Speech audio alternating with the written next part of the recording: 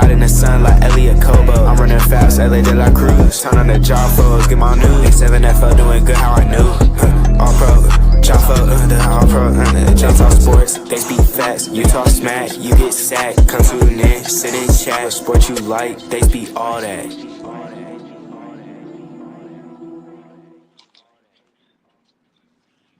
Hey, yo, ladies and gentlemen, welcome to another episode of the All-Pro JAFFos, bringing you the highly elevated sports talk for the highly elevated sports fan. I'm your host, the bad guy, JP. Alongside me, the greatest DJ of all time, Mr. DJ Mad Sticks. And joining us from the Mizzle and Dub show, at least for a temporary before he goes to work, Senor Dub Alvarez. And joining us, because on Tuesday, we only got a brief time with him, and then, the champs had to take over the show, the great, and I still want to call him the voice of the A7FL because forever in my mind, he is the voice of the A7FL. Mr. Matt Ryan, how are you, sir? I'm doing all right. How you boys doing? Doing well. Still, I've actually watched the game probably more times than I should. But we talked. It was. We talked a little bit on Tuesday, very briefly, before everybody came on. But I did want to ask, especially at that point, because social media posts I'm seeing over here a QC Crush hat. Like I don't even know what to think. Was it really the last run of the great Matt Ryan? As of now, yeah, I'm done. I'm on the beach, boys. 6 years is a good run, I would say. Called 6 title games. I've called over 100 hours of football, and every once in a while, you've got to take stock of what's important in your life and take a view of what the opportunities are in front of you and make a decision about what's best for you. And the decision for me, and I won't speak for my team, but Big Rob Fabian retired earlier this season. So Rob's last game was, I want to say, BIC Renegades? Yeah, round 2. Yeah. Week before the Final Four, yeah. Yeah, and when it comes to, the staff that we had with us, we've, most of those guys with us for 3 to 4 years. And Sunday was a great capstone to that era. So, looking forward to what's next. To say that Sunday was the last time, that's not up to me. What would it take to bring you back? Well, I'm not gonna speculate on hypotheticals, but I have spoken with a lot of great people since Sunday, and I'm looking forward to the off season this year because it looks to be one of the more compelling ones as a fan. And for me, it'll be really interesting to see what happens after the events of this past Sunday. I mean, it hasn't even really been a week, and the group pages have been absolutely insanity already, and we still got almost a whole 365 until next season. Even though you're probably not going to be coming back, being announcing and everything else like that. Is the A7 yeah, still on your radar? I know y'all were interested in seeing what's next in that spot. I know some resumes were being prepared.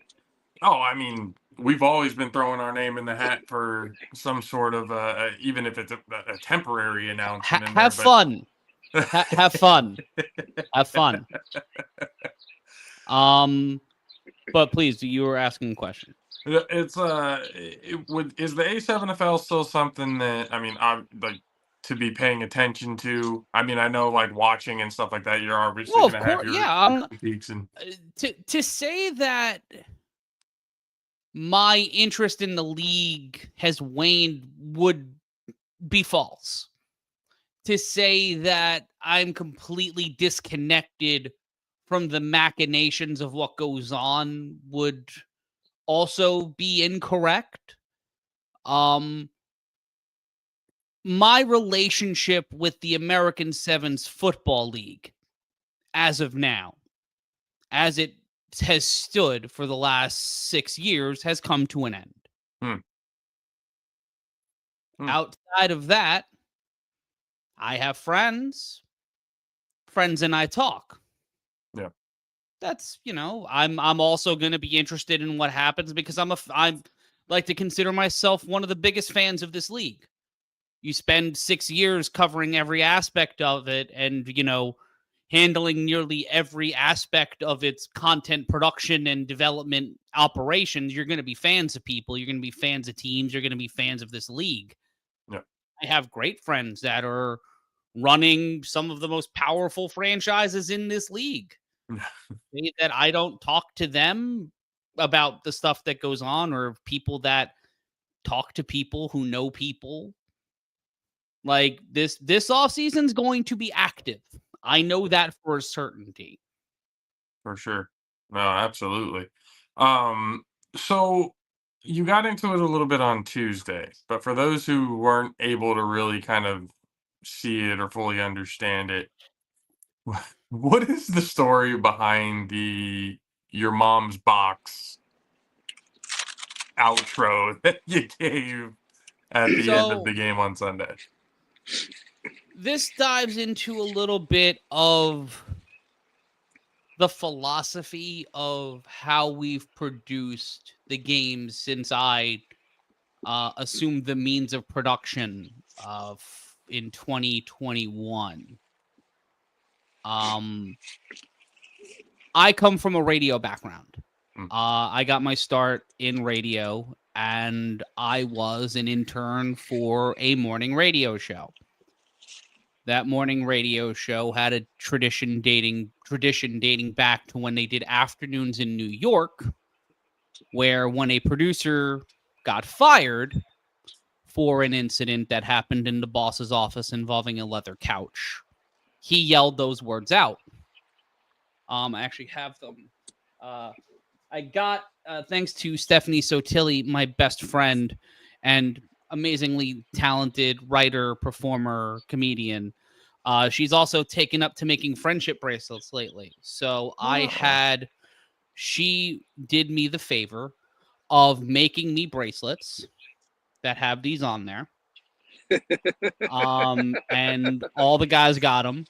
All of my guys got these, and we also had ones made for the two. We had two made for the ones for the championship teams. One said Jesus, the other said Wolves. But that is what the guy he was known as Psycho Mark. He yelled that out, and every time someone from that show's universe, and because it extended to other shows, when something ended or someone got fired, those were the 3 words you said as the last 3 words the audience would ever hear from you. When I left SB Nation in 2023, alongside Stephanie and Brendan Sokler, that's what we did. And that is a tradition I carry with me because I come from a pirate ship. I will always be the leader of a pirate ship, and television is supposed to be fun. And in those last few moments, it felt like anything heartfelt I would have or could have said wouldn't have resonated, because that's not the audience. I could have said thank you for 6 years. I could have said thank you for the hundreds of opportunities, the different places we've been seeing, the different locations I've been able to go, the opportunities I've been able to give some of my best friends, the ability to race a tiny person in the desert twice and win twice, undefeated, never lost. Shout out LeVar Ball. Casey was swerving in that corner. Whoa, whoa, whoa. But it's not like I wanted to, but I had to.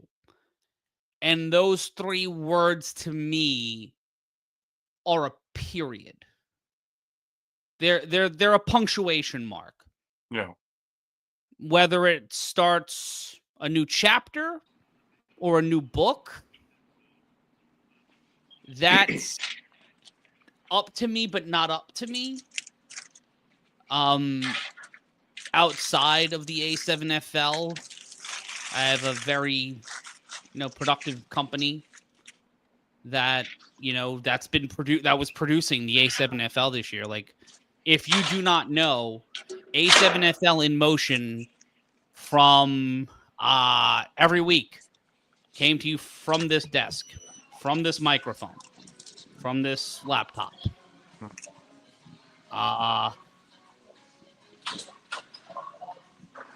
But yeah, no, I've had some great conversations since Monday with some friends about some new opportunities. Hopefully in the next couple of weeks, we'll be able to talk about that. I'm not trying to be secretive. It's just literally, I had a conversation with someone on Monday. We've had more conversations this week. It's going to be fun. It's just not a real thing yet. Gotcha. But I've been working on that for about a year. But it's getting there. Yeah. But yeah.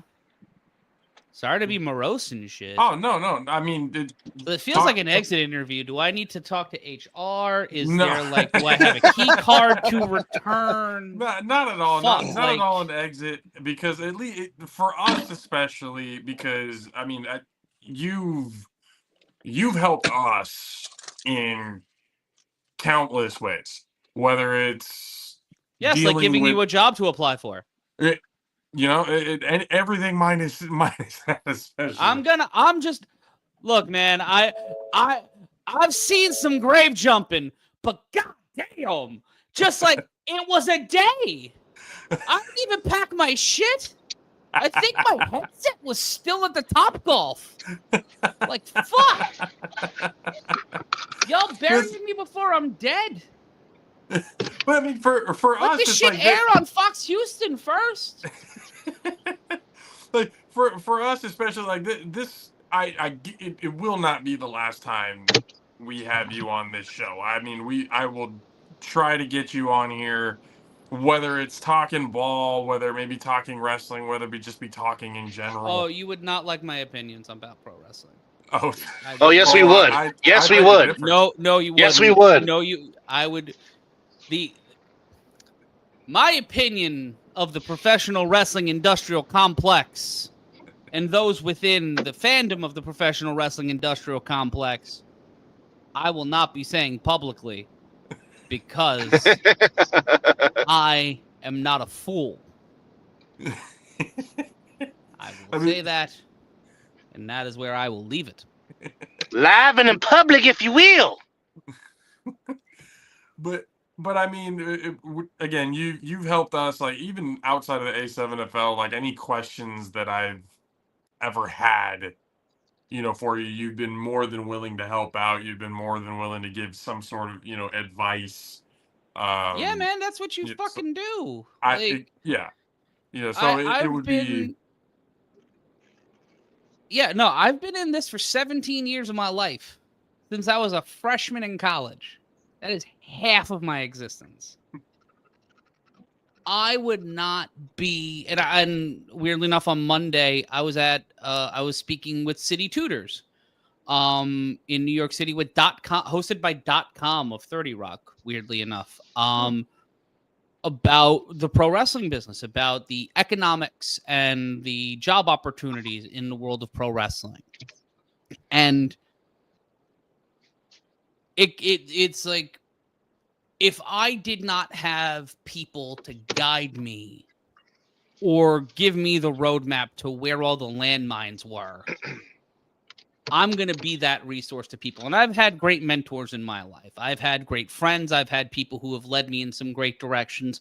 And I've had other people in my life. As I've gotten older, as I've stepped on more landmines, I have wanted to be the person who can say, yo, I have been here. Here's what I did. Here's what you could do.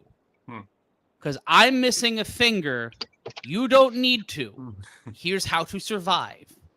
I want to be as much of a human game genie as I can be while still doing and growing all the shit I want to do. Because I'm still a narcissistic little baby who likes attention and validation. Especially when I hear my own voice back like that. Thank you, Dub. Keep doing that. Anytime, buddy. But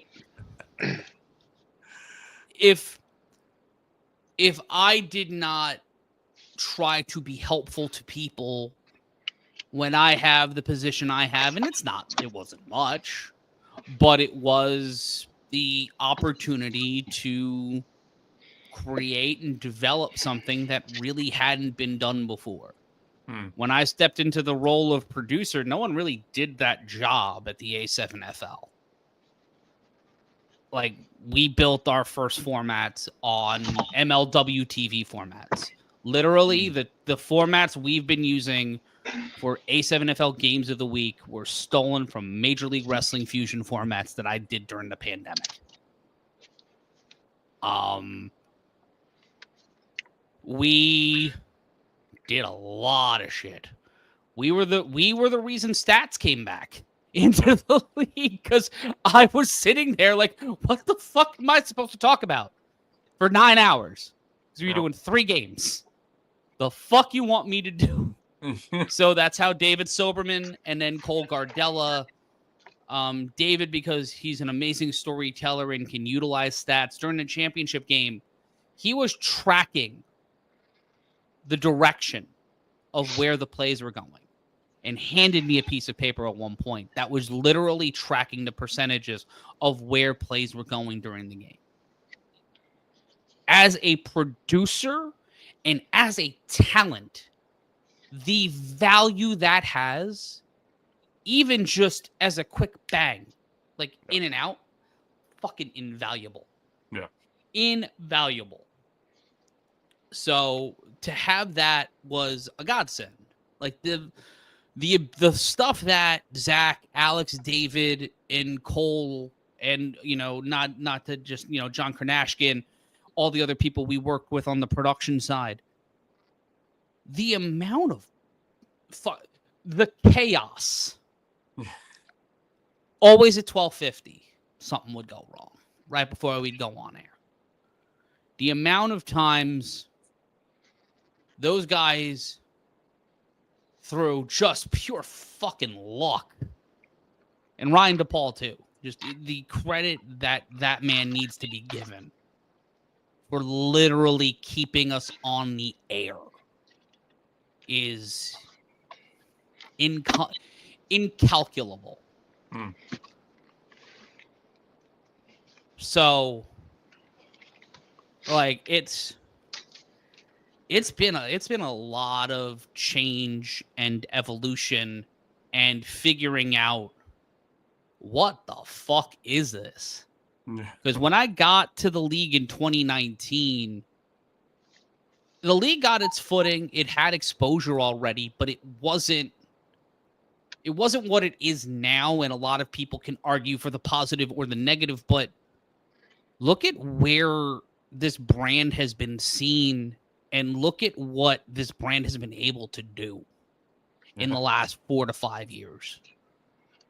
And that's because of a lot of hard work from a lot of dedicated people that, even with Jared Wright, like Rod, fucking visuals by Rod, angles by Ari. Like, without them, a lot of weeks, we have no content on social media. No, like, the shit that they shoot because it's just sometimes that stuff's the only stuff you have, and they make magic happen. The amount of viral highlights that came from that camera, like it's fucking insane. And the players, like, they are the backbone of this league. They are our greatest commodity, our greatest partner, our greatest asset. And the ability to try and help make them stars or give them the platform and opportunity to show what they do better than anything else on this planet. That was the job. Without them, we don't get to do play-by-play. I've said they are the heartbeat. Yeah. And, like, I get all fucking during the games. That's not an act.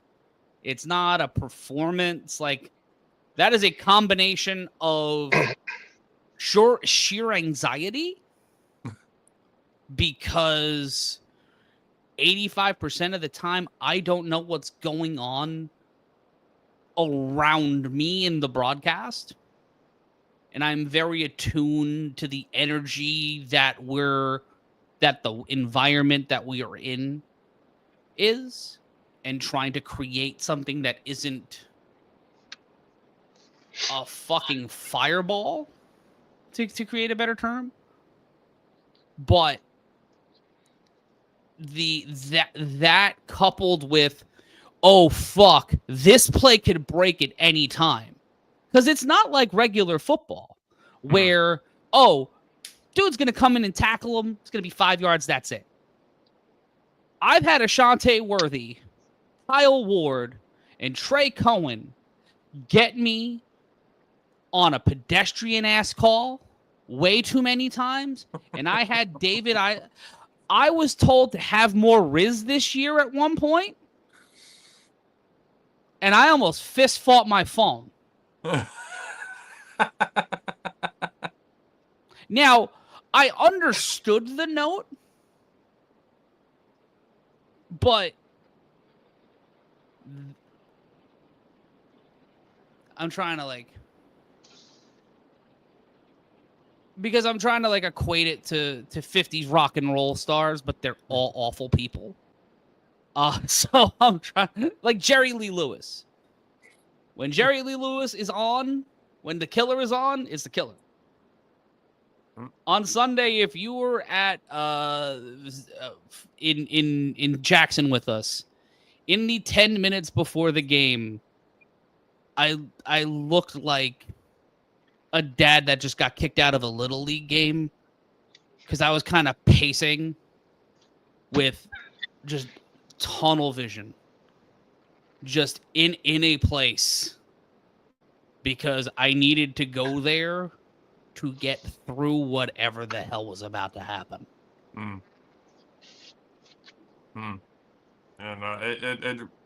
it's definitely been, exciting to watch, especially kind of like picking your brain and then watching, the product on the field and listening to everything that's been going on. I had a conversation with my brother the other day, and he told me, he's like, I love listening to him. He's like, but why is it that every single play he makes it seem like it's about to be a touchdown? I was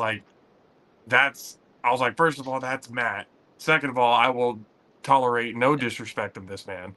That's the league, bro. And I told him, I was like, because you don't know.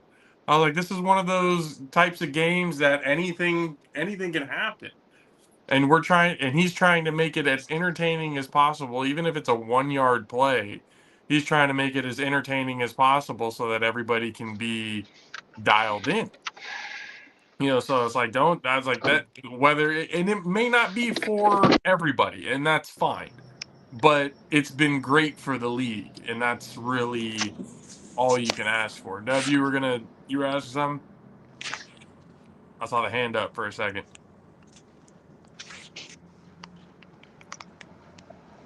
Yeah, and his technology, once again, not doing him justice. What's going on here? I don't know if it's on your end, but on my end, he's buffering. I'm not buffer. Oh, I'm good. nope, we're No, good. not you, JP. Oh, No, he's no here. idea. He's I'm Wow. might Oh, be your end. it is. I'm could be outside. ghosts. I'm outside before I start. But real quickly before I go and start work, to Matt, I am forever indebted, to your tutelage. But outside of all that, I'm more appreciative of your friendship. Whatever door, the good Lord has for you, I'm sure you will knock it down, from the boiler room, and you will kick ass as you normally do. Whatever that door is, they are getting one hell of a talent and one passionate individual that loves what he does. I know this is not the end, because anytime I need some expertise, I will always hit your inbox. But I'm just appreciative for you. But more importantly of all that, I am appreciative of your friendship, good sir. Same here, my friend. Thank you so much. I appreciate you, buddy. Yes, sir. Absolutely. Jaffa Army, Jaffa family, I will see you on the next show, but gotta go do the 9 to 5 now. But Yes, love you. sir. Love you too, Dub. We'll see you later, my friend. All right, buddy. But like, out of all the, I mean, you've been doing it for 6 years now. What are some of your favorite? I mean, not to get, I guess, mushy or whatever, but I mean, it is what it is. What were some of your favorite moments, favorite times of Oh God, being? Bullhead Yeah, was because it was reminding me of one of the things I love about the life I've gotten to lead is being able to travel places and do weird shit with my buddies. yeah, Like I got to play a character for the last 6 years that started off as just me taking a booking because I ended up knowing a co-founder of the UFC, which was weird, but also kind of tangible with what I was doing for a living at the time. I was working in combat sports, so it was just kind of a it fait worked. accompli. Yeah, But ended up taking the booking, called parts of 2019. 2020 happens, but in 21 they bring me back. They bring me in as a producer, and then that's when it started to feel like, oh, I can do something here that nobody really is doing. I talked about in the beginning how I came from radio. right. And the radio show I interned for had a specific kind of chemistry, and the Howard Stern show had the same thing. The Dan Le Batard show at Stugatz has the same thing, where it's like it's a motley crew of people, but there's always an energy, there's always a freneticism, there's always a pace, and there's always a reason to keep listening. And there's always this personality, and there's always this stuff going on behind you. Hmm. There's a lot of noise, there's a lot of frenetic energy, and this league was frenetic. And also, a lot of people listen to podcasts. A lot of people just want to feel like this, like the second screen experience. They want to watch TV with their buddies. So why cut in a middleman? Like, fuck that. Cut him out. Be the direct source. Be everything you want to broadcast to be for modern television. Have it be two experts with two very big and broad personalities who aren't afraid to use the wrestling term, show their ass, to be wrong, to be over the top. And then have a guy who can be malleable, who can be the fence post, who can keep the guideposts coming in, but every once in a while be the fucking cartoon character. Be the random guy that's like, what the fuck? What the fuck? What the fuck is that? Why is the play-by-play guy a Daffy Duck? Like, what the fuck is that? Like, the appeal that we developed over the last 4 years, like I'd say we really figured it out when Rob got there. Because in 21, me and Corey knew we could work together. Jack Bartek was he was very good. He's a very good, legit play-by-play announcer. But it felt like me and Corey worked as a team. Me, Corey, and LJ kind of worked. Me and LJ were too much of the same kind of personality. And LJ's work schedule kind of made it not work. But when Rob got there, me and Rob called the first game of the season together. Corey wasn't in that one. Fucking seamless. Like from the word go. And then we add Corey in there. And it shouldn't work. Because when you look at it, and you look at the three people, shit shouldn't work. That's what made Monday Night Football work after they added Frank Gifford. It was just these weird intersections of personality to where we're all near the same age. Like, I think me and Rob are exactly the same age. Corey's within the same age range as us. Mm-hmm. We're all from kind of the same area. We all kind of have the same pop culture influences. So, like, a lot of that same DNA is there. And then, like, there's cultural similarities. Like, me and Rob are both from New York. We're both from parts of Brooklyn, Manhattan. Like, we both grew up in and around the city. But Rob and Corey grew up in that New Jersey football world. No. So they have that. Me and Corey share a love of radio and different weird like shows that we like. And then Corey and Rob have a love of anime that they're able to share together. And there's like things that like comedy shit that we all kind of got along with. And then we started doing the podcast after the 22 championship because we had a lot of fucking fun hanging out and talking together. And I wanted to make the A7FL a 52-week-a-year league. This year's the closest we've ever been. And the 3-on-1 I'm very proud of, but I'm also very happy to not be doing it anymore. That was exhausting. That was a 20-hour work for that one.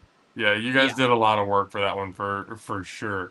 And I mean, to kind of go off like Bullhead, and for us especially, I mean, myself and Mad Six, like we still talk about it, you know, from to this day, you know, just the memories of it, the friendships that we made from it, the fact that we got to hang out and with everybody in person, you know, after the game, we literally, I mean, we can go back and look at the recap show. Literally every single person from the East and West Coast production team or podcast or whatever it was, you had the other side of the ball, you had 3-on-1, you had us, you had the production team, the whole there must have been at least 12 to 13 people in that view shot, just sitting there having a good time, talking about the game, what we liked, what we didn't like, you know, just back and forth. But that weekend was by far not just fun, but like the information that we were able to get from it.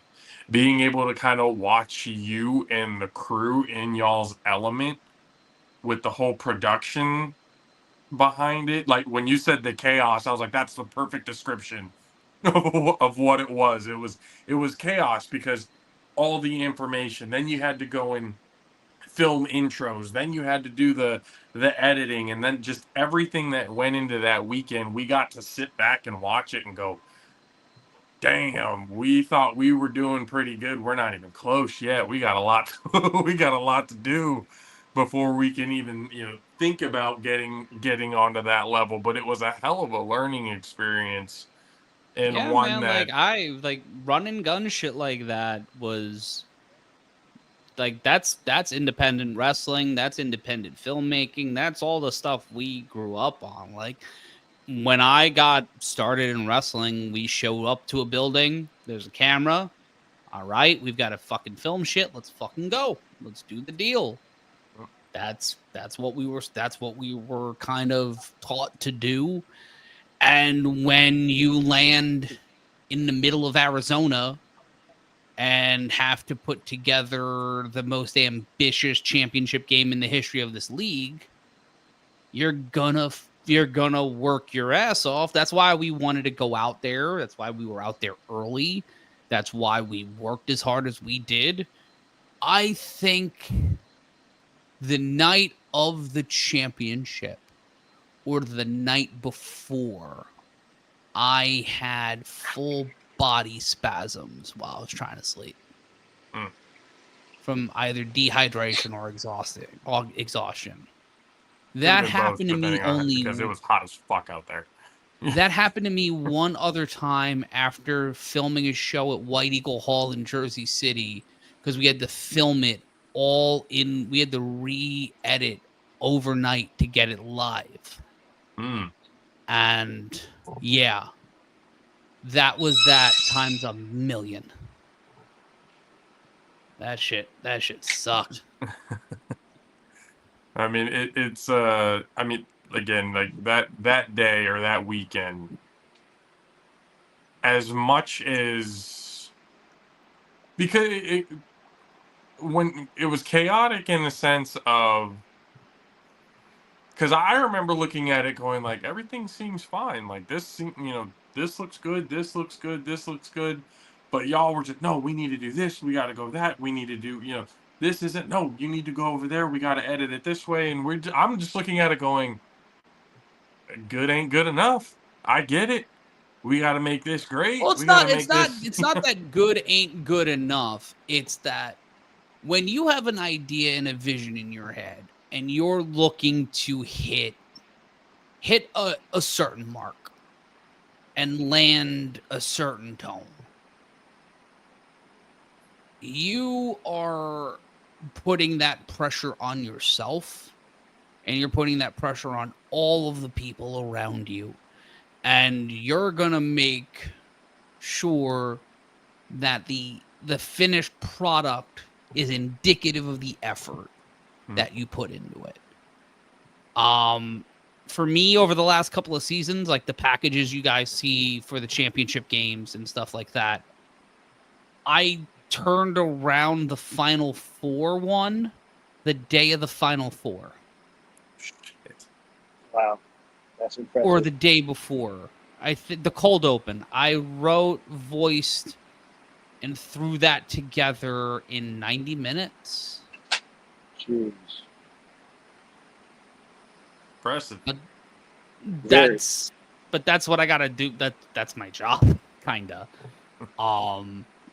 But that's where my brain has had to live for the last 4 years, and even longer before that with other projects. This is just how my brain has operated, and sadly, I infect people that I work with this disgusting workaholic mentality that it can be good, but it's got to be great. Like on Sunday, that was kind of the feeling from all of us, was we are in control of so much, but let's make the so much that we are in control of as good as humanly possible. Except for the championship presentation. That part of the whole show is fucking cursed. No matter what. No matter what happens, that part of the show, always cursed. Cursed or not, everything, at least from visually, from what I was able to watch from it, everything came out great. The reason why we work ourselves so fucking crazy and go is so as much of that doesn't reach the screen as possible, because I'm always feeling half a second away from apologizing for technical difficulties. So it's, 4 o'clock hits, 1 o'clock hits. Okay, boys, let's clinch. And then once we're through the first 3 the 3 commercial breaks. Also, I want to address the commercial breaks really quick. It's not like we want to take them. It's that we have to take them. And there's a thing called a break clock that I would love people who watch television to follow, because hours are segmented in certain ways, and we have to follow that to make money. If you would like A7FL games without commercials, the easiest way to do that is to support the league and give it a ton of money so it doesn't need advertising or a paywall or a third-party chat partner or etc. etc. If you want everything to stay on YouTube with no commercials and possibly shorter games, you have to engage in some version of capitalism. I'm sorry about that. I don't want that for you. I don't want that for me. But sorry, pal, we're born here. This is what we've got to deal with. Well, gotta pay the bills. And I think that's one of the things too, is like solving problems that are not solvable. But this is not my job anymore. Gentlemen, I have worn out my welcome, mainly because I'm exhausted. If you have any further questions, I am happy to answer. But I do believe my dog is mad at me, and like that is calling me like the sirens in Oh Brother, Where Art Thou? We understand, and especially since it's late again, Matt. It's always been a pleasure to be able to have you on and speak and giving time, because again, it's always late whenever you're able to get on, but it's always fun. It's always a good time. It's gonna honestly, suck not Yes. hearing you. Yes. You know, 100%. next year, I'm not. I can't lie about that. Whoever it is that they bring in, they got big shoes to fill, and They can't even feel those shoes. Let's just be honest. there's a whole different tier that we think that you're on, and this could, people call it bias, they call it whatever it is that they want to, but like I said, I will tolerate no disrespect of the great Matt Ryan in everything that you've done for the league, everything that you've done for us. Absolutely. We are more than appreciative for everything. I don't want it to be too mushy, because I know you're not that type of guy. No, it's not that I'm not And that guy. No, I'm that type of guy. I cry.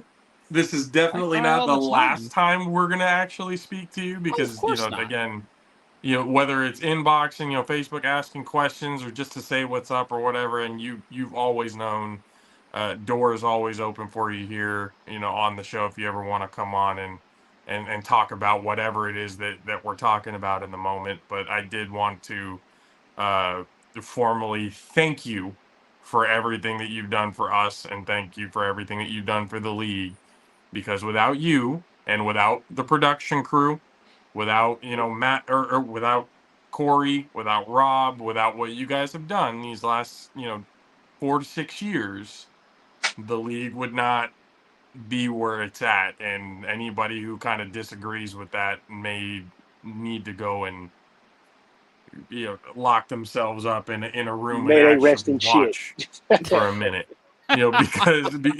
Because all honesty, without what you guys have done, the league wouldn't be where it's at. So the 100% appreciate you for everything that you've done, and we will definitely talk to you next time. Continue to be the great human being that you are, sir. We will talk to you again soon. Get some rest, and love you. We appreciate you, and we'll Same see you here, again buddy. soon, Mr. Ryan.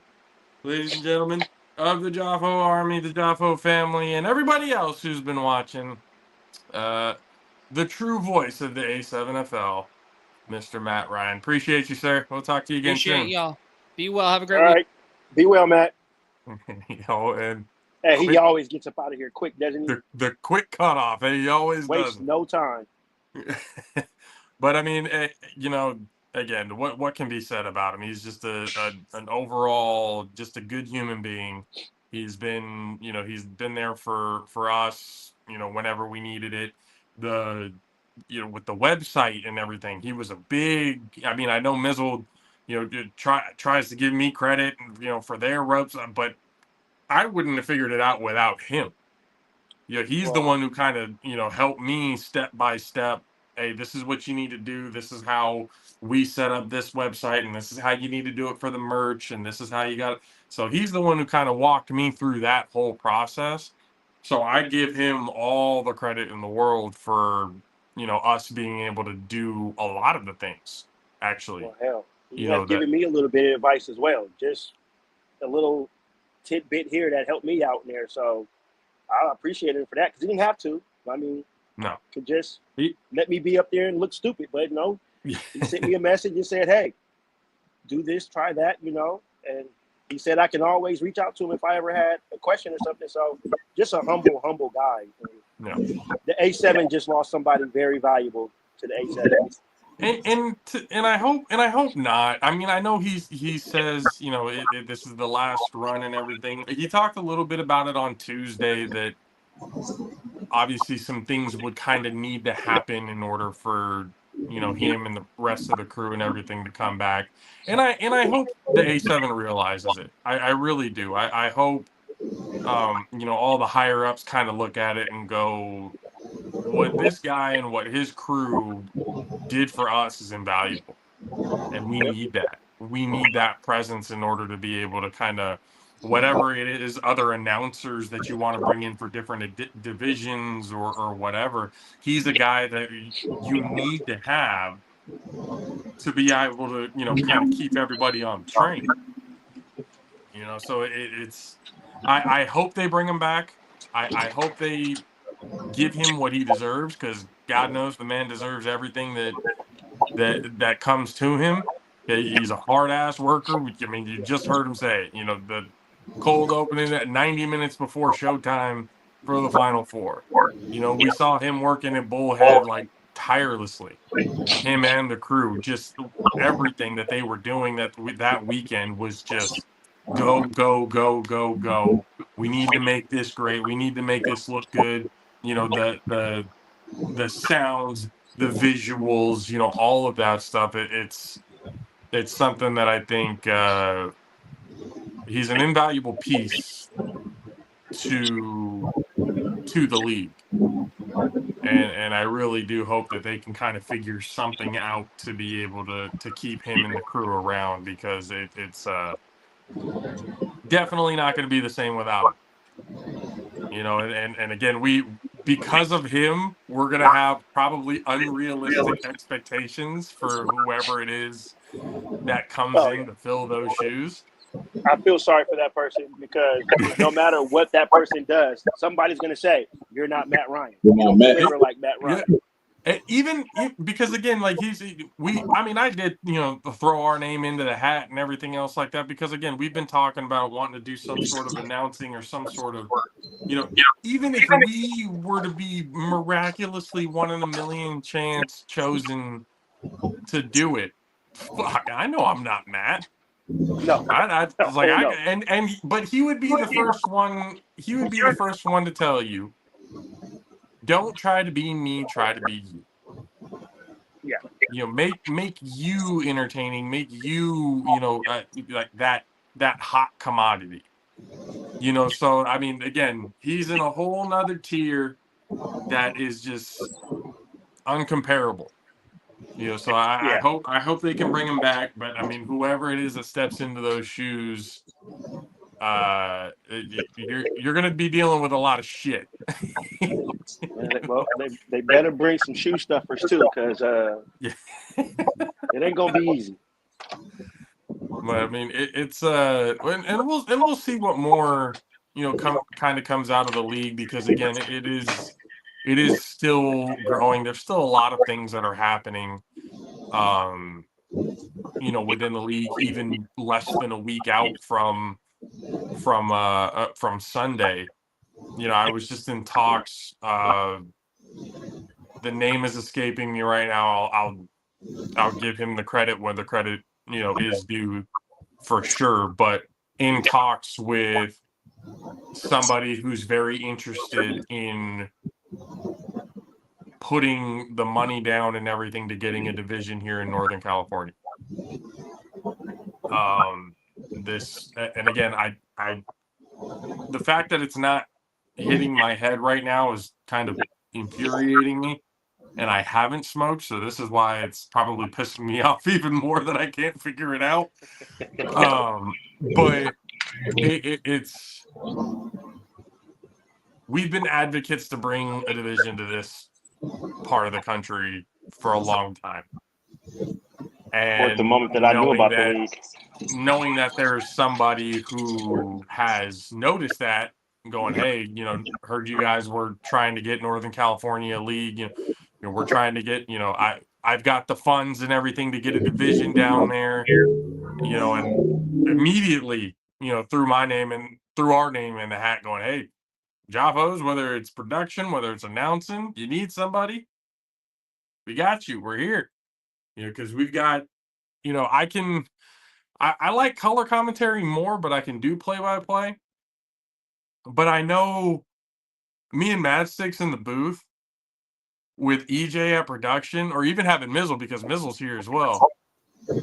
Having us in the booth with EJ on production, oh man. Like I could already hear Madsticks laughing at somebody getting popped. Like I could already see the whole thing going down. Him talking shit. Oh, can't catch a goddamn football. Like can't do that.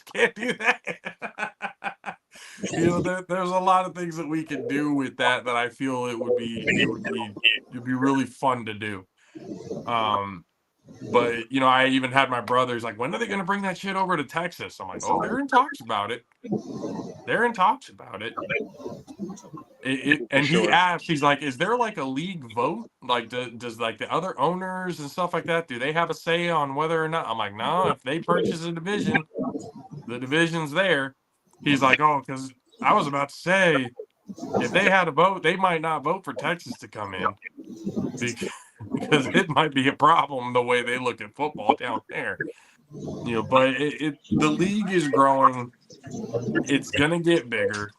Little by little, obviously there are things that need to happen in order for things to come to fruition. And I know a lot of players and that they have, their talks and shit, we've been seeing the groups these last few days, and my God, like just the amount of shit that we've seen.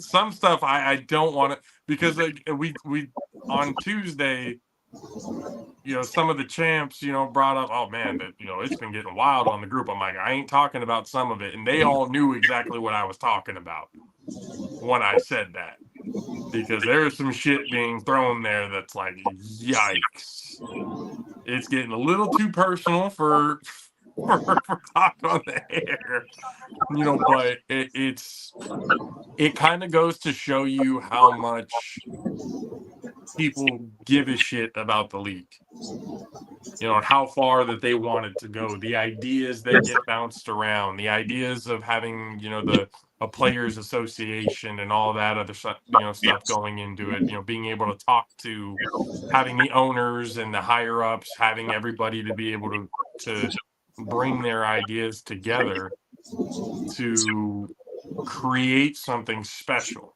So it's going to be very interesting to see. And, once again, it's not going to really be the same, listening wise, because, Matt Ryan ain't there no more. But Mizzle, I see that the lunch break is coming to an end. Appreciate you always for coming on. You always know the door is always open. You don't even really have to ask. I'll just let you know, hey, if y'all can be on, go ahead. Yes, sir. But yes, sir. I will definitely see you tomorrow. It is going to be a great day tomorrow. That's for damn sure. Tomorrow, baby. We will see you then. I got a surprise for you, too. You'll see it when I get there. Oh, boy. I can't wait. Later, fellas. See you, sir. But Madsticks, like, so far, like, what did you, from what you saw, I know you've been busy as all hell, this last year. From what you saw from the A7 and what you've seen so far, what are some things that you kind of that you enjoyed watching, some things that you're excited for, maybe even going into next year, some things that made you excited this year for watching? A lot of it just the games. The games have been fun to watch. Some of these teams just got their ass whooped, and they should just maybe just not have a team, or like they say, just form some super team and try to take them out. Because some of y'all, it's like, why pay to just get your ass whooped all the time like that? So, but I guess you just do it for the love of the game. Fuck Right. that, money too good to just be getting my ass whooped every day. So, I mean, you got to figure something out eventually. You know, whether it's recruiting or something, you can only get your ass whipped so much before you decide to fight back. Like eventually, you got to fight back. yeah, You know, so we'll see what the rest of the division. I mean, I know the East is like it's unmatched. The competition is there. It's the BIC has obviously been a phenomenal team, but they were, you know, some of the first ones to tell us, especially on Tuesday, that, you know, it was difficult. It was a hard season. yeah. You know, shit came close. Like, you know, they went undefeated 10-0, but they could have very well, you know, lost 2 or 3 games this season, Yeah, including some playoff games. You know, so in the East, you know, the competition there has been phenomenal. It's gonna just get better. But like what we're obviously eyeing when it comes to things that need to get better, it's definitely the West. Like I need to see the Vegas division get better. I need to see the recruiting, you know, or whatever it is that they need to do to be able to make it not an easy path for the Insomniacs to essentially just walk in to the championship, because they've had nobody to stop them. but I mean, It has maybe been, Vegas just ain't got the talent in general. Maybe just and you know, I don't necessarily know if that's completely true, because they've got high schools down there that are nationally ranked. You know, you got Bishop Gorman out there, you've got other, you know, schools out there that they've got talent. It's just a matter of bringing that talent together on a team that isn't the Insomniacs. You know, we talked about it on Tuesday. You know, they had mentioned it. We had mentioned it before, and I mean, talked about it to Monday. Like, when you got guys that are just showing up for a ring, and I know Munchie and everybody's like, you know, we got guys who know their role, and we got players who are role play. I'm like, well, I guess some of their roles are cheerleaders. Some of the roles that some of those guys have, they never see the field. So, Yeah. No, it's just y'all got your ass whooped. and that's why I said it on Tuesday. Most of the fucking people who have been making excuses and talking shit are motherfuckers who didn't even play. Yeah. And that's the worst part. If you didn't play, shut up. Nobody cares. Nobody cares that a lot of like BIC, they had, you know, their whole, they had, you know, a bunch of players all of a sudden show up. Okay, but how many of those people who showed up actually played? It was the same group of guys who have been there since week 1 who played. There wasn't any change in that. They had extra guys and stuff like that for depth, for sure. Some guys we hadn't seen all season. Fuck, when I saw Baby Joker, I was like, bro, where the hell have you been? I haven't seen you on. Him and then that other dude that was playing, I don't even remember what his name is. They call him Legend or whatever. Who? I forget what his name was. Yeah, the first time I ever seen him play. He got kind of a little nappy fro. He was playing. I think he got to play tight end. Oh, 5? You talking about Courage? Yeah. See, Courage has been there, and he played a little bit of the season. It's just we forget sometimes that a lot of these guys have 9 to 5s and other things that have going on, whether it's injury, family, you know, whatever. But Courage has always been a guy of the BIC. He has always been somebody who will be there when it's absolutely needed. And, you know, this year there were times where they probably didn't need Courage as much. But Courage is definitely a guy that they've had on their roster. He's always been on the roster, and it's never really a surprise when he shows up to play. Like I said, when I saw Baby Joker on the sideline, I was like, wait a minute, wasn't it in the beginning of the season that you said that you weren't gonna play?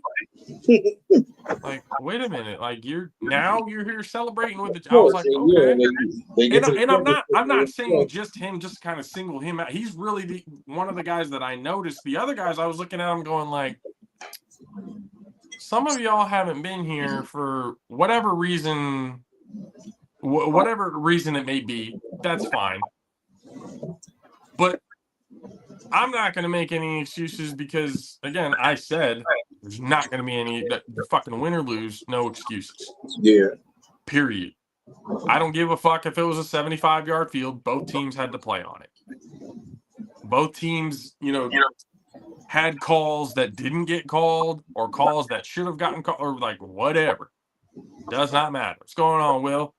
So, So it's there are no excuses. And again, like the whole thing, they had a bunch of people. So what? Yeah, like you said, they didn't play just because they was there. They didn't play. Yeah. I was saying, Insomniacs, y'all had a shit ton of people. Y'all were rolling apparently 40, 50 deep, and none of them motherfuckers played. I mean, you had people even from other teams on the BIC sideline. See, now Matt Six over here trying to cause problems. Hey, that's all I see. But it's like, again, I've said it, and I said it on Tuesday in front of the BIC. They knew because I called them out too before the game even started. The Insomniacs were really the only ones who kind of took that post personal, and now I see why. The BIC took it and went, "You right." It was Insomniacs players or affiliates of the Insomniacs that had something to say. And whether I mention the BIC first or mention them second, they were going to find some way to interject themselves into the conversation. But like I said, I don't want to hear no excuses from nobody. You win or you lose, and that's it. Hey, like Pop say, you win some, you lose some, you live to see another day. Exactly. That's it. That's all that needs to. You show up, you play the fucking game. We're not going to sit here and act like the refs were a problem because they weren't. They let the game go. They let the game play out. They did exactly what Will Franklin came on the show and said that they were going to do. They would call it when it was necessary, but the referees were not going to be part of the conversation when it came to why the game turned out the way it did. And they weren't. So you can't use that excuse. The 75-yard field, both teams had to play on it. So you can't use that excuse. Yes, I am in the Jersey Players Board, and my God, Will, some of the shit that I have seen. Jesus Christ. And that's mainly where I've seen, because a lot of the Vegas guys come to the Jersey boards to talk shit. Whether it's make excuses or come on lives and talk their shit or whatever. I've seen all the lives. I've seen everything. So and again, if anybody who didn't say anything, didn't have any excuse, they just said, all right, good game, and kind of left it, that ain't what I said, ain't for you. But it's for the ones who did that I said respectfully, shut the fuck up. Because there is no excuse. You lost. Get over it. And I'm sorry, but I knew as soon as the Insomniacs lost, the excuses were going to start fucking rolling. They said they weren't going to, they called me weird for making that post. They said they weren't going to make excuses. Well, they haven't had the opportunity to make the excuses because they've only lost one time in 3 years, up until the championship. So I had it in my head going, especially with all the talk prior to it, Scooter may not play because his back is hurt. You know, RTC may not play. I already had it in my head. I was like, if they lose, somebody's going to make a fucking excuse. Oh, Scooter wasn't 100%. RTC wasn't 100%. This wasn't 100%. Blah, blah, blah, blah, blah. I got receipts, motherfuckers. I took screenshots of all the excuses that I saw, including some of the starters. And y'all know who you are. You know, the whole, oh, you know, the argument of, oh, man, you talk about 3-on-1 was the most exciting play, but the BIC, you know, took the most exciting play out. I'm sorry. Danye Lyons took back the first 3-on-1 that they threw to him. If you didn't adjust to that, that's on you. Mm-hmm. So what did they do? They adjusted. They put Bagway in, and he threw it out the back of the fucking end zone every time. Strategy.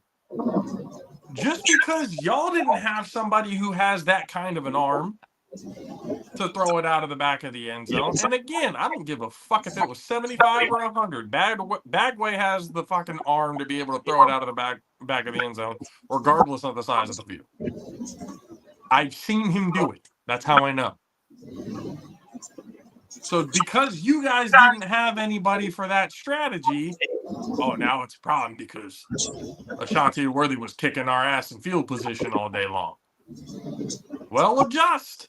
BIC came on. The Insomniacs pride themselves all of these years, all of this time, were the best team at making adjustments. And they made no adjustments in the championship game. Sterry Codrington was on this show and said, I didn't see any adjustments. They did the same shit. They thought they could get away with all of the other stuff, and they couldn't. You know, so it's like, again, I didn't want to hear any. That's why I got ahead of it. And some of the first people, we were talking with Chris. I love Chris to death, but he was one of the first motherfuckers to make excuses. Start making excuses. He made excuses almost immediately. Oh, it should have been on a neutral field. It should have been this. It should have. But then when we questioned him to get an answer on, okay, what's your solution? The solution was they should have played in Vegas. Well, they did play in Vegas. They traveled for the Final Four to play in Vegas with an understaffed team and still won. So what's really the excuse? Ain't no. Bullhead, Arizona, I don't even count Bullhead, Arizona as a fucking neutral site because it's an hour and a half away from fucking Vegas. That's not really a neutral site is finding somewhere in Texas, finding somewhere like in the Midwest. Yeah, find somewhere in the middle, yeah. You know, that's a neutral site. An hour and a half away from where you live is not a fucking neutral site. I'm sorry. It's not. If you were to even go to Bullhead, Arizona, that's still a fucking home game for the Vegas teams, whether y'all want to admit it or not. And we had Knox sitting there going like, Chris, bro, just stop. We're not making it. Knox was like very much because he's a Vegas dude himself. Yeah, okay. Representing Vegas, you know, he talks up Vegas all the time. He didn't make any excuses. Hey, and he even came on the other side of the ball talking to Sterry. Hey, I admit when I was wrong. So why can't anybody else do that? I don't get it. Maybe it's because Chris at the very beginning said, I'm going to talk so much shit if the Insomniacs win, but then got mad that they lost, so he couldn't talk his shit anymore. You know, so it's like Final Four in Jersey, whether it's Final Four in Jersey, whether they flip it, it does not matter. The end result is the end result. You play the game, you win or you lose. Regardless of how it goes out, you don't make excuses. Real ballers don't make excuses. And then I heard, you know, everything, especially like affiliates. Again, most of the excuses were made by players who didn't play and sat the bench and were cheerleaders, not just the entire championship game, but the whole fucking season never touched the goddamn field. And then affiliates of them, hey, you know, congratulations to the BIC, but, well, this happened and this happened and this happened, but hey, you know, congrats to the BIC. That passive aggressive bullshit. Like that's the worst stuff, you know, to me. It's like, why can't you just admit they whooped your ass? Now come back next year strong. Why is that so difficult to admit? The BIC did it after last season. Why can't y'all do it after this season? I've only seen 3 of the starters, and that's Munchie, Scooter, and I think Danye. They are the only 3 that I have seen. If anybody else has seen differently, then you can point it out, whatever, and I will fully admit, okay, I didn't see that. It is what it is. But they are the only 3 that I have seen have not made one single fucking excuse. At the end of the game, they gave the BIC their flowers, and they said, we're going to come back next season even stronger. And left it at that. And then the other thing that I was talking about was like, you had the rest of the Vegas division talking shit, going, oh, y'all lost, and going, oh, but the only ones who could talk shit are the BIC. No. That's not how this works. Do you really expect the teams who you've been murdering this entire season to take it easy on you in a loss? They're going to get their shit talking wherever they can. Yeah, but can they really talk shit? Because half of them didn't score no points. And I get it. If you didn't beat us, if you didn't say it, you can't. I understand it. But even Ken Stansbury came, because when I asked him, hey, when you guys have basically the weight of the East on your shoulders, he said, fuck the rest of the guys on the East. It's BIC only. So when you have the other guys coming up talking shit, that's how you build rivalries. That's how you build my dad used to tell me, like, when we were like watching, you know, like NFL and stuff like that. I was like, Dad, why do you always root for the NFC in the Super Bowl? Well, the 49ers are in the NFC.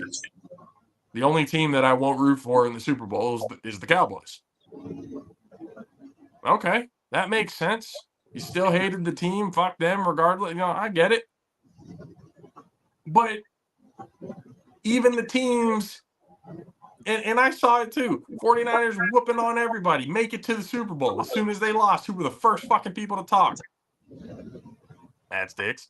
Hell yeah, I'm going to talk. Exactly. I can't stand the fucking Niners. Even if I wasn't a Cowboy fan, though, I'd still be talking shit about the Niners. But that's what I'm saying, like that rivalry, that beat, you know, even though you weren't there, you still talk shit to the team that you're rivals with. You know, that's just what it is. So for the Insomniacs to be, you know, act surprised that they were getting hell from the teams that they were they're getting their asses beat. Oh, it ain't that fun to get the shit talked about you now, is it? Now that you got your ass whooped in front of thousands and thousands of people,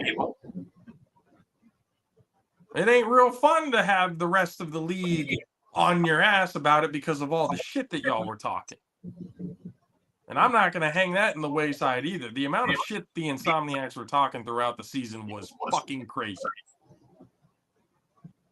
We're talking about like if they won, they were going to retire to go play softball because it doesn't mean shit anymore. It's not competitive. It's boring to us.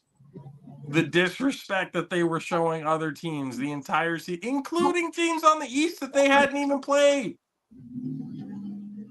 They were talking shit. Nobody can beat us. Nobody can touch us. They were talking so much shit that fucking Carswell, who was on the gold last season, was talking reckless this entire time.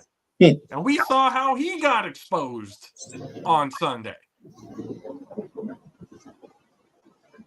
You know, and that's what I'm saying. Like, you got all of this. You've been talking shit this entire fucking time. So when you finally get your ass whooped, do not be surprised when everybody starts coming for you. I called it. I knew it was going to happen. I knew it was going to happen. And I even said it on Tuesday, and all the BIC looked at me like, oh, shit. I called it bitch man. It's one of my favorite words to call people who do stupid shit. Especially for the ones who didn't play. If you didn't see the field, or the only way that you saw the field is if you were already up by 50 plus, shut your fucking mouth. Shut up. Role player my ass. You're a cheerleader. Go find another team. This ring chasing shit, I still blame LeBron, and fuck him for saying it ain't about the rings. Because that's exactly what happened. All the people who came onto the Insomniacs and everything this year came from teams that were getting their asses beat, because if you can't beat them, join them. We want to talk like everybody had their role. You're right. Some guys did have their role. But other guys' role was just to sit, hang back, and go, yay, we scored. And for some reason, I don't understand why the third stringers think they have room to talk. Hell, second stringers, I don't understand why they think they have room to talk. You didn't play. You barely saw the field. Championship game, you guys have all the depth in the world, 40 plus people showing up. Only 20 of them played. So the rest of the half, you did what? The same thing you've done all year. Fucking nothing. Cheerleading. Might as well have given some of y'all some pom-poms and a skirt. Get y'all a fan and get them boots to the ground. And if the people get mad at it, hey, join another team and actually see the field. Otherwise, again, none of y'all got room to talk. Don't make excuses. And I like what Kenny Stansbury said, because I saw him, what he posted. Don't do that to the Insomniacs. Don't ruin the team's identity with your excuses. Yeah. What the Insomniacs did these last 3 years was pretty fucking amazing. Don't tarnish that with your bullshit excuses. And that's what a lot of them did. They tarnished it with their bullshit excuses. So again, y'all don't want to hear me talk? Hey, I'm just a guy covering the league, and I see it how I see it. We call it how we call it, and we call it how we see it. You don't like it? Tough. Most of the shit that we talk is the truth. And that's why most of them call me the bad guy, because they don't like hearing the fucking truth. Now, again, when we're wrong, we're more than happy to say when we're wrong. Actually, we're happier to say when we're wrong than we are when we're right, which is kind of weird. Most people would sit there and rather be, right than wrong, but not us. We talk our shit, and if we're wrong, cool. If not, even better. But again, I didn't want to hear the excuses, and yet we got all the excuses in the world. Mm-hmm. And I told y'all, I'm going full fucking bad guy mode on y'all if I hear any excuses. We're not going to make excuses. We're not going to make excuses. All right. We'll see. As soon as the fucking game ended. Excuse City. You got RTC talking about, 75-yard field don't matter now, huh? And then Ashante Worthy at the bottom. That's the first excuse.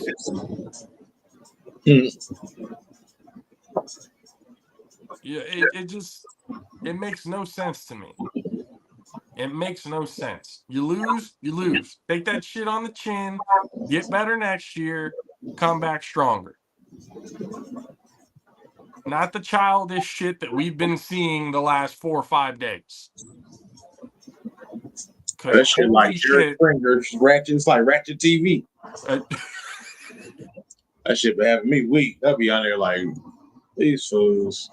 Because some of and you said it to us in the group chat and everything. Like, it's just childish shit. It's like they big kids. Grown ass men acting like children because they lost and they're mad about it. Instead of acting like a fucking child, how about get better, come back next season, and play better? You don't want to be embarrassed the way you were embarrassed on Sunday? Then get better. And hey, the BIC's friends were just better that Sunday.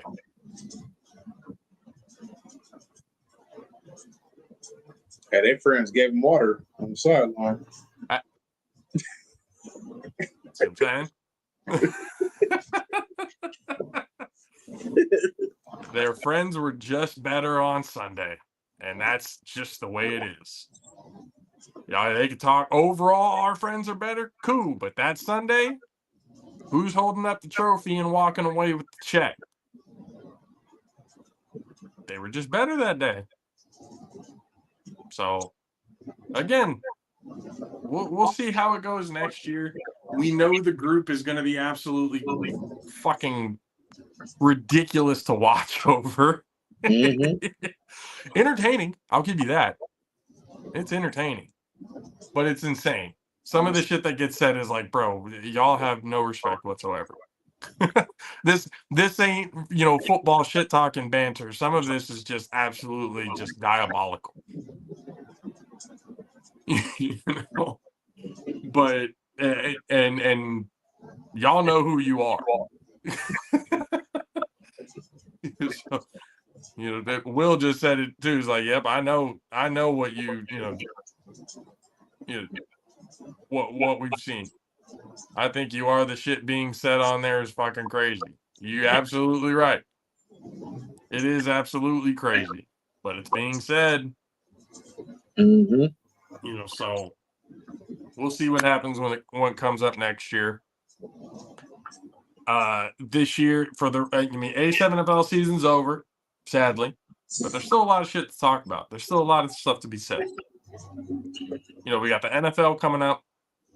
NBA just ended, but hey, NFL's coming up, so I can't really be mad at that. I'm happy as hell for the season to finally start. I don't know why, man. Your team ain't finna do shit again. Nothing to do with my team. Finna do a mother, man. I'm telling you. Just like my Cowboys ain't finna do shit, the Niners ain't finna do shit. But I bet you the Cowboys finish before the Niners. Finish before, as in you guys get eliminated from the playoffs first? Nah. I think y'all will get eliminated from the playoffs by the time week 8 rolls around. Nah, I think they'll actually have I think they got a pretty good season. Not with Dakota. I'm kind of curious, like with the new coach and everything. I'm actually kind of curious to see what the players they got and who they've picked up. I think it's gonna be Schottenheimer? Hey, you never know. I mean, y'all been saying that since the 90s. You never know. Well, we've had some dumbass coaches, but we'll see. This may add to that list. No, it might be something different. All right, but cool. Only time will tell. We'll see when the season starts. We'll see what happens. It's going to be very interesting. That's for damn sure. Once again, in the Super Bowl though. I mean, I still the golden. I feel like my entire lifetime is going to be nothing but heartbreak when it comes to watching it. If they finally win one again, I can die happy. That's fine.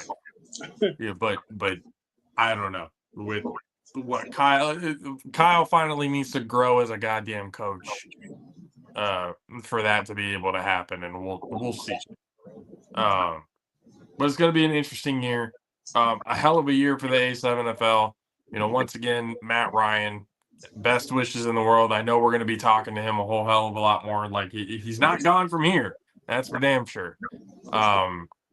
So whether it's talking NFL or really college, or I mean, shit, the college season is going to be interesting this year too. There's a lot of stuff that's going to be on. We know we have a big family and a big community here that we can be able to talk to and have fun with. So it's going to be exciting. And once again, it's not going to be the same without Matt, but without him, without that production team, Big Rob and Corey and everything else like that, the league doesn't get the nearly the magnitude of visuals and stuff like that they've got. So big shout out to Matt. Love him to death. Great friend, great human being, great entertainer. And it's going to suck not to be able to hear him anymore on Sundays during the season. Hopefully things can change and maybe we can. But as of right now, it kind of sucks to see him go. But Matt, we love you. Have a great one, sir. And for the rest of the Jaffo Army and Jaffo family, we appreciate you guys for hanging out with us on this Friday. Enjoy the weekend. We got UFC fights this weekend. We have a shitty boxing fight that nobody really gives a fuck about. Got a cokehead and a YouTuber boxing each other this weekend, so we'll see how that goes. But UFC fights this weekend is going to be insane. That's going to be a nice one. So get in touch with that. Everybody be safe this weekend. While we're on the show, DeAndre, super dope beat maker, the one who created the All-Pro JAFFOs theme that you hear at the beginning of the show. The son of Mizzle from the Mizzle and Dub Show. Happy birthday. See you guys tomorrow. And we will see the rest of you guys next week on Tuesday. For myself, JP, the greatest DJ on the fucking planet, Mr. DJ Mastis. See you guys again next time. Peace.